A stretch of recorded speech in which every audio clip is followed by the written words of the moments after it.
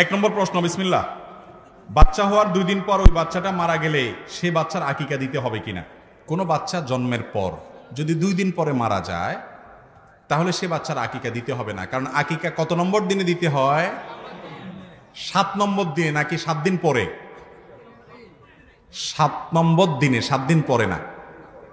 আকিকা দিতে হয় 7ম দিনে। 7ম দিন মানে হলো যেই দিনে জন্মগ্রহণ করেছে, যেই বারে জন্মগ্রহণ করেছে, সপ্তাহের ওই বারের আগের বারটা। ধরেন কথার কথা শুক্রবারে জন্মগ্রহণ করেছে, তাহলে আকিকা হবে পরের বৃহস্পতিবার। কারণ শুক্রবার 1, শনিবার 2, সোমবার 3, মঙ্গলবার 4, বুধবার 5, বৃহস্পতিবার 6। কেমনে হলো? হলো না তো। ও শনিবার গেছে, তাহলে শুক্রবার 1, শনিবার 2, রবিবার 3, সোমবার 4, মঙ্গলবার 5, বুধবার 6, বৃহস্পতিবার 7। যেই বারে জন্মগ্রহণ করবে আকিকা হবে তার আগের বার। মনে থাকবে তো?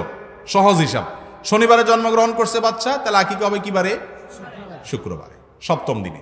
এখন বাচ্চা জন্মের পরে যদি 2 দিন পরে দুনিয়া থেকেই চলে যায় তাহলে তো আর আকিকা দেওয়ার সুযোগই থাকলো না, তাই না? এই জন্য তার আর আকিকা দিতে হবে না। আমাদের জীবনে বিপদ আসে কেন?